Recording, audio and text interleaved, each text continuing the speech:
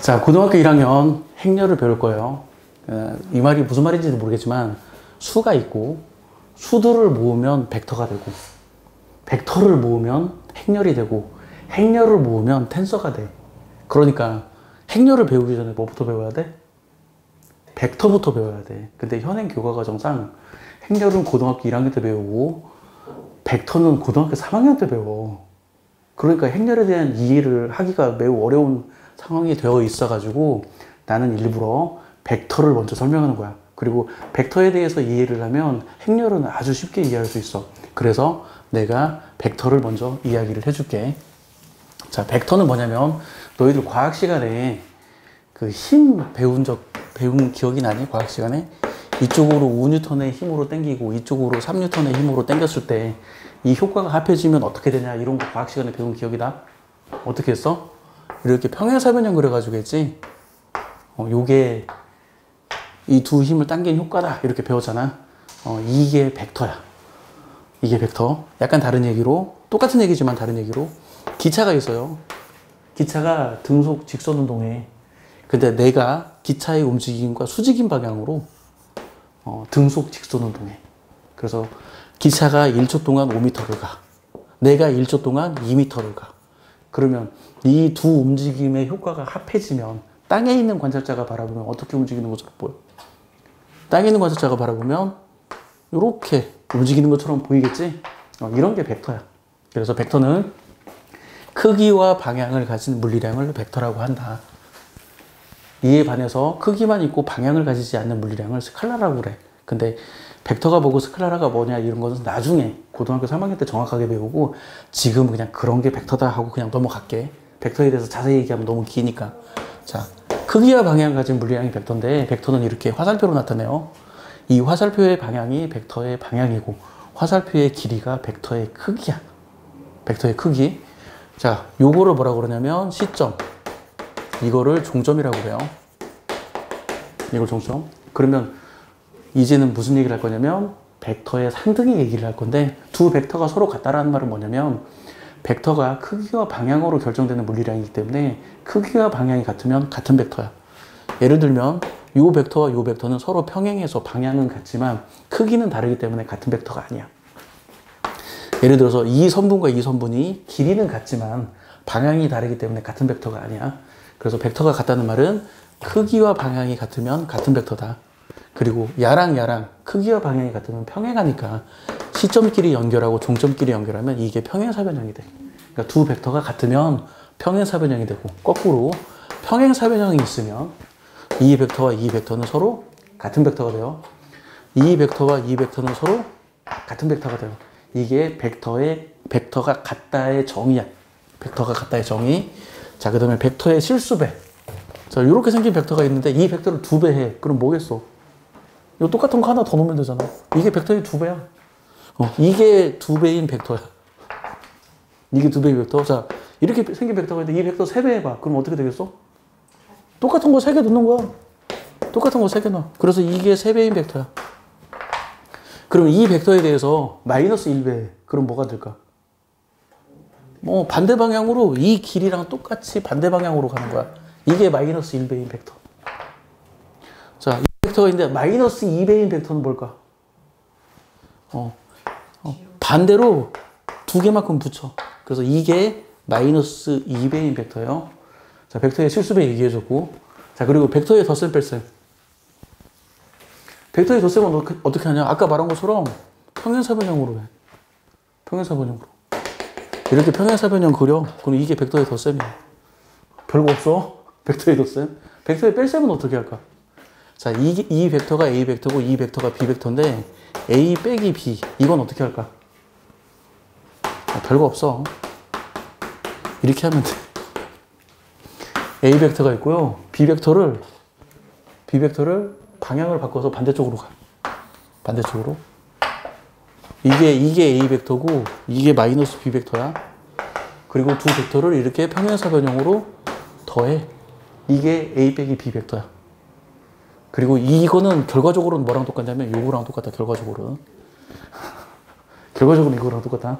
그러니까 A 빼기 B는 내가 이걸 종점 빼기 시점이라고 하거든. 종점 빼기 시점. A 빼기 B는 A 빼기 B는 B로부터 여기로 이렇게 가는 거. 이게 A 빼기 B 벡터다.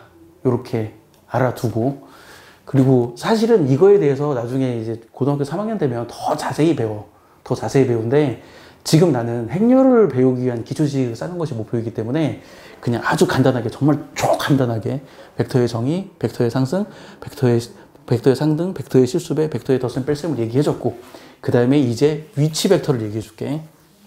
위치 벡터가 사실은 진짜 어려운 개념이야. 내가 이걸 이해하는데 시간이 진짜 오래 걸렸거든.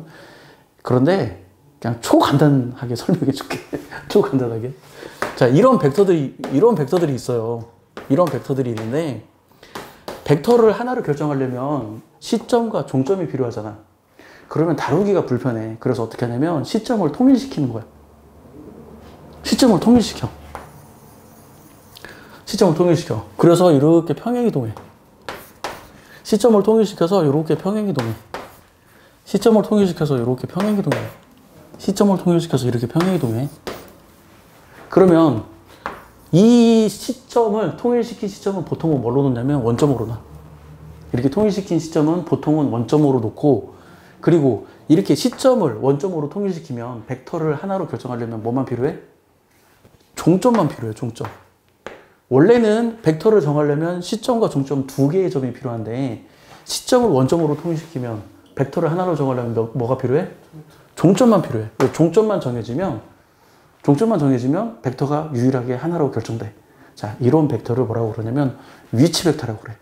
이해가 좀 안 가더라도 그냥 그러려니 해줘. 원래 위치 벡터는 개념이 좀 어려우니까. 위치 벡터는 시점을 원점으로 통일시킨 벡터를 위치 벡터라고 한다. 그리고 위치 벡터를 도입하는 이유가, 위치 벡터를 도입하기 전에는 벡터를 정하려면 점이 두 개가 필요해. 근데 위치 벡터로 도입하면 벡터를 결정하려면 점이 몇 개 필요하다고?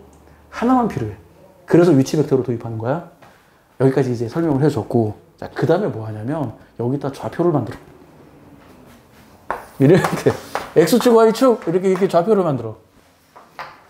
X축, Y축 좌표를 만들어요. 자, X, Y. 자, 여기 3,1이라는 점이 있어.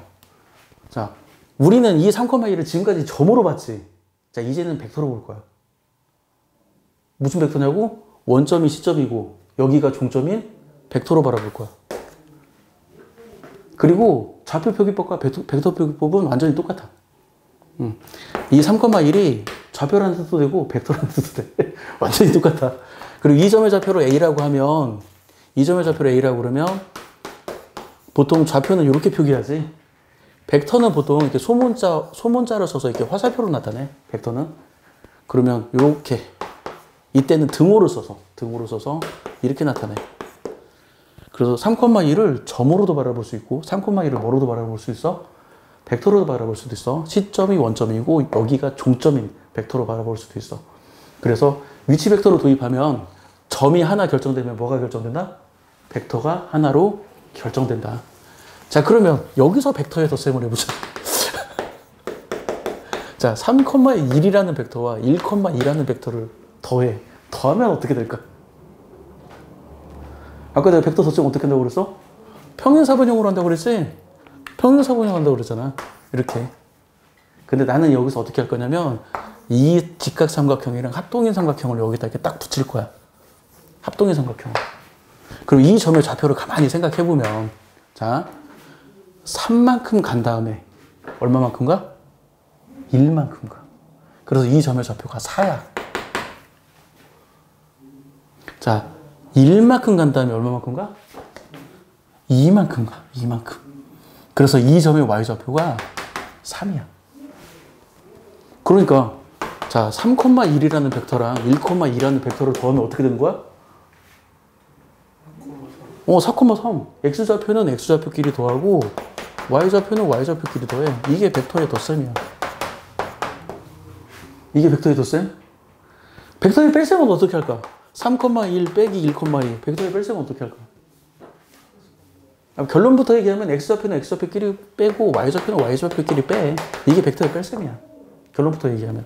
근데 이걸 다시 적으면 이렇게 되지. 아까 설명했던 것처럼. 여기에다가 마이너스 배의 1,2를 더하는 거야. 그럼 마이너스 배의 1,2. 아, 벡터의 실수배를 얘기해 주지 않았네. 자, 3,1이라는 벡터를 2배하면 어떻게 될까? 3,1이라는 벡터를 하나 더 그려. 그럼 이 점의 좌표가 뭐가 되겠어? X좌표가 2배가 되겠지? Y좌표가 2배가 되겠지? 이게 벡터의 실수배야. 그래서 3,1인 벡터를 5배라. 그럼 뭐가 돼? 15,5가 돼요. 3,1이라는 벡터를 마이너스 2배 해라. 그럼 뭐가 돼? 마이너스 6, 마이너스 2가 돼. 이렇게. 자, 그래서 다시 원래 얘기하고 돌아와서 이거는 1,2에다 마이너스를 붙였어. 그러면 어떻게 돼? 3,1에다가 마이너스 1, 마이너스 2를 더하니까 계산하면 결국은 아까 얘기했던 대로 어떻게 돼? 3 빼기 1 빼기 2가 돼. 이렇게. 이게 벡터의 덧셈, 뺄셈, 실수배가 돼요. 자, 지금까지 한 내용을 요약하면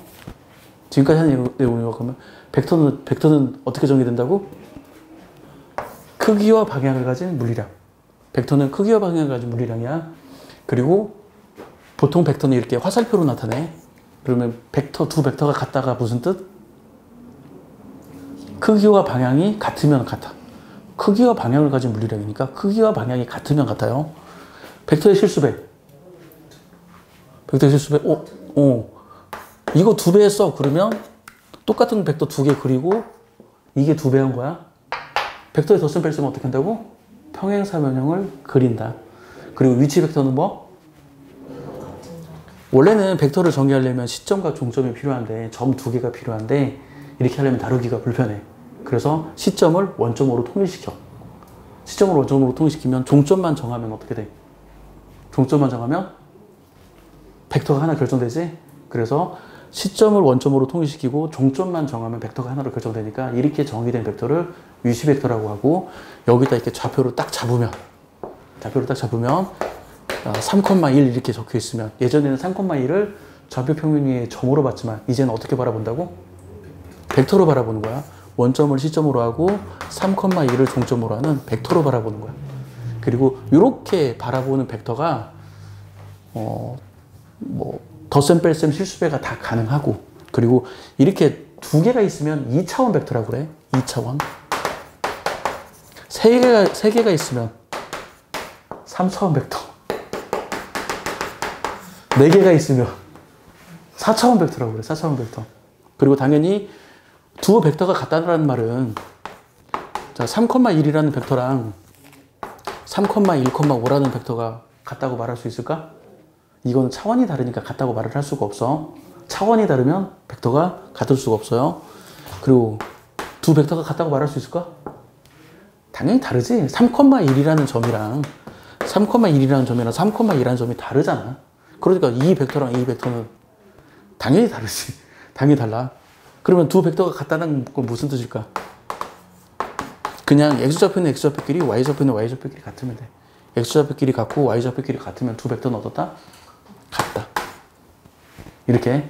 그래서 아주 정말 원래 이 벡터를 정말 길게 설명하는데 초간단, 대략 15분에 걸쳐서 벡터를 설명을 해줬어. 그리고 이 다음에는 이제 벡터의 내적을 설명해 줄게. 벡터의 내적. 마칩시다.